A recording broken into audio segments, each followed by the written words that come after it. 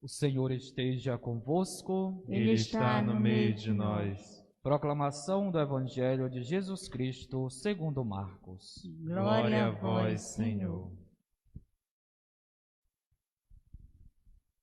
Naquele tempo, Jesus atravessou de novo numa barca para outra margem. Uma numerosa multidão se reuniu junto dele e Jesus ficou na praia. Aproximou-se então um dos chefes da sinagoga, chamado Jairo. Quando viu Jesus, caiu a seus pés e pediu com insistência: Minha filhinha está nas últimas. Vem e põe as mãos sobre ela, para que ela sare e viva. Jesus então o acompanhou. Uma numerosa multidão o seguia e o comprimia. Ora, achava-se ali uma mulher que há 12 anos estava com uma hemorragia. Tinha sofrido nas mãos de muitos médicos, gastou tudo o que possuía e, em vez de melhorar, piorava cada vez mais. Tendo ouvido falar de Jesus, aproximou-se dele por detrás, no meio da multidão, e tocou na sua roupa. Ela pensava: se eu ao menos tocar na roupa dele, ficarei curada. A hemorragia parou imediatamente e a mulher sentiu dentro de si que estava curada da doença. Jesus logo percebeu que uma força tinha saído dele e, voltando-se no meio da multidão, perguntou: Quem tocou na minha roupa? Os discípulos disseram: Estás vendo a multidão que te comprime e ainda perguntas: Quem me tocou? Ele, porém, olhava ao redor para ver quem havia feito aquilo. A mulher, cheia de medo e tremendo, percebendo o que lhe havia acontecido, veio e caiu aos pés de Jesus e contou-lhe toda a verdade.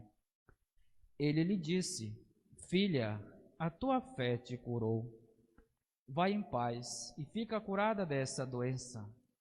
Ele estava ainda falando quando chegaram alguns da casa do chefe da sinagoga e disseram a Jairo: Tua filha morreu. Por que ainda incomodar o mestre? Jesus ouviu a notícia e disse ao chefe da sinagoga: Não tenhas medo, basta ter fé. E não deixou que ninguém o acompanhasse, a não ser Pedro, Tiago e seu irmão João.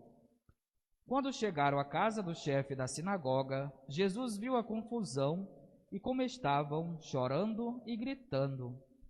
Então ele entrou e disse: Por que essa confusão e esse choro?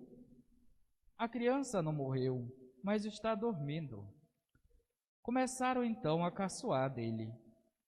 Mas ele mandou que todos saíssem, menos o pai e a mãe da menina, e os 3 discípulos que o acompanhavam. Depois entraram no quarto onde estava a criança. Jesus pegou na mão da menina e disse: Talita cum, que quer dizer: Menina, levanta-te. Ela levantou-se imediatamente e começou a andar, pois tinha 12 anos. E todos ficaram admirados. Ele recomendou com insistência que ninguém ficasse sabendo daquilo e mandou dar de comer à menina. Palavra da salvação. Glória a vós, Senhor.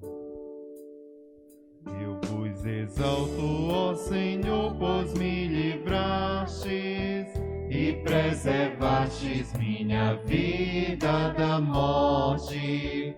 Eu vos exalto, ó Senhor, pois me livrastes e preservastes minha vida da morte. Meus amados irmãos e irmãs, celebrando hoje o 13º domingo do tempo comum, a liturgia de hoje nos convida a percebermos as maravilhas de Deus em nossa vida. A primeira é o fato de Deus nos ter criado para a eternidade, isto é, para permanecer nele. A criação dentre todos os seres, nós somos privilegiados por termos semelhança ao nosso Criador na inteligência, na razão, na vontade. Atributos estes que, além de assemelhar ao nosso Criador, serve também para percebermos, detectarmos e até mesmo nos livrar de todas as tentações que se apresentarem diante de nós. Temos que aprender a dizer não a situações que venham tirar esta grandeza de Deus em nossa vida. Este Espírito de Deus, a centelha do seu amor impressa em nossa alma. No livro da sabedoria, da liturgia de hoje, nos diz: Deus não fez a morte, nem tem prazer com a destruição dos vivos. Mais adiante, foi por inveja do diabo que a morte entrou no mundo. Deus deseja a vida para todos. E este mesmo Deus ofereceu sua própria vida através do seu Filho Jesus, para que esta humanidade decaída, aprisionada ao pecado, à morte, pudesse fazer a experiência da ressurreição. Experiência esta que é a experiência da vida. A filha de Jairo fez esta experiência. A vida dela foi retomada novamente, foi concedida a ela por Jesus, mediante a fé daquele pai. E não foi diferente aquela mulher que sofria com hemorragia há 12 anos. A fé desta mulher era tão grande que ela queria ao menos tocar no manto de Jesus, ao menos se aproximar daquele que tem o poder de realizar milagres, sem contar de oferecer a salvação. E a mulher ficou curada. Ela conseguiu o seu objetivo de tocar no manto de Jesus. Mas uma atitude ressalta-se, tanto da mulher que sofria com hemorragia, como também da filha de Jairo. A atitude do pai, que foi se colocar diante de Jesus, ajoelhando-se com insistência, pedindo a Jesus que ele pusesse as mãos sobre a sua filha, para que a sua enfermidade pudesse ser sarada e ela tivesse vida novamente. Mas enquanto este pai conversava, ainda no meio daquela multidão, veio a notícia de que a sua filha tinha falecido. Mas a resposta de Jesus é a seguinte: não tenhas medo, basta ter fé.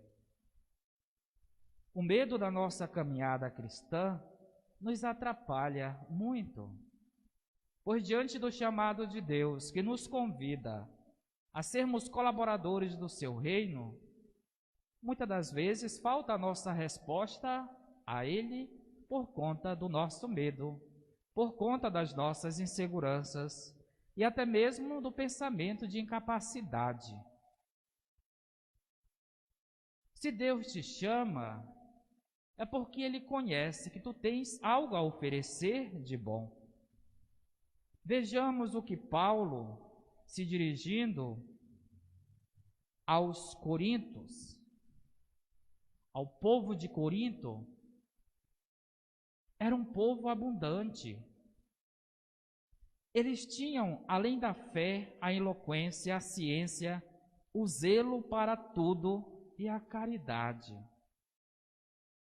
E tudo isso deveria ser oferecido com generosidade, com abertura de coração, de uma forma simples, caritativa, E nem sempre nós agimos assim, desse modo.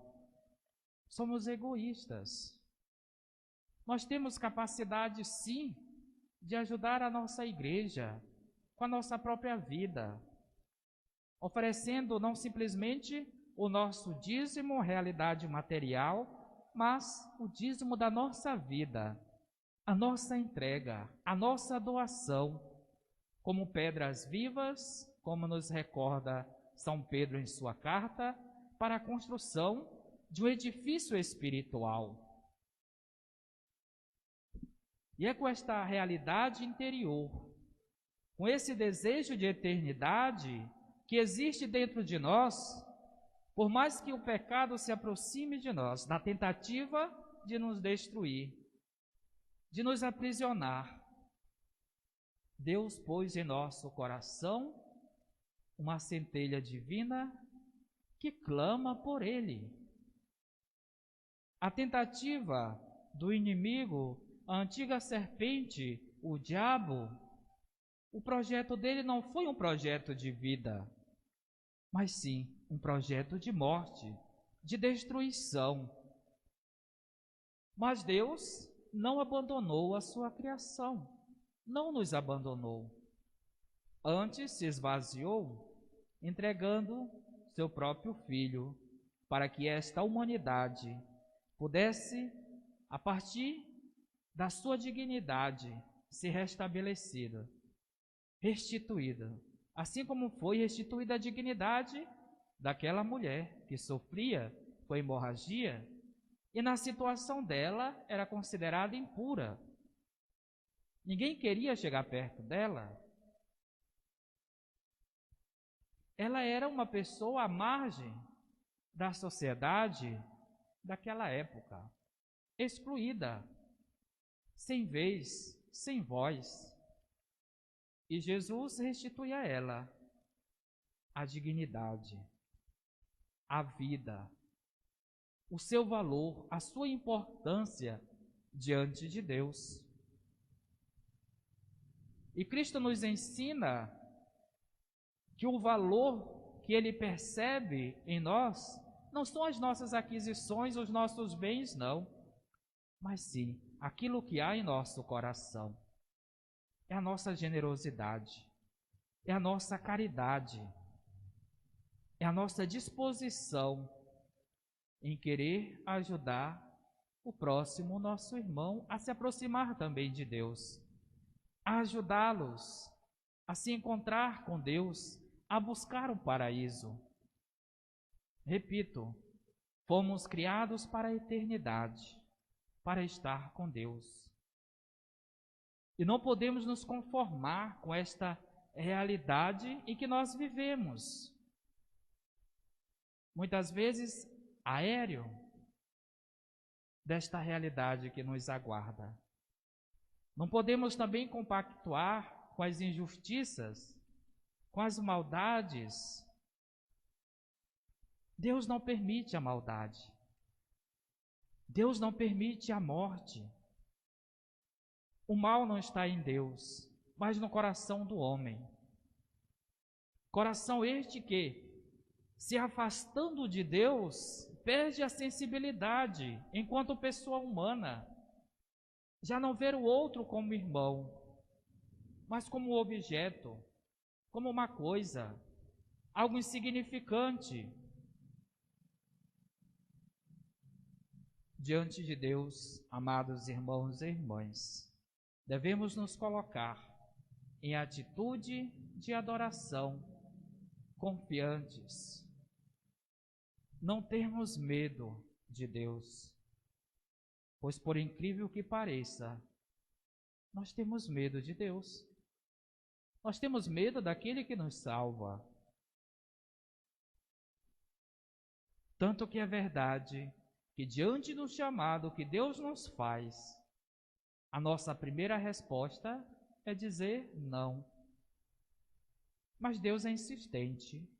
Ele insiste conosco, até que o nosso coração aos poucos vai se entregando, vai se abrindo e correspondendo aos anseios de Deus. Portanto, meus amados irmãos e irmãs, permitamos com que Deus haja em nossa vida, nos conduza à eternidade. Embora que nesta realidade terrena, Ele já nos prepara, através da sua palavra, e nos alimenta na Eucaristia, para que nós não desviemos do caminho na qual Ele mesmo, através de seu Filho, disse: Eu sou o caminho, a verdade e a vida. E louvado seja nosso Senhor Jesus Cristo. Para sempre seja louvado.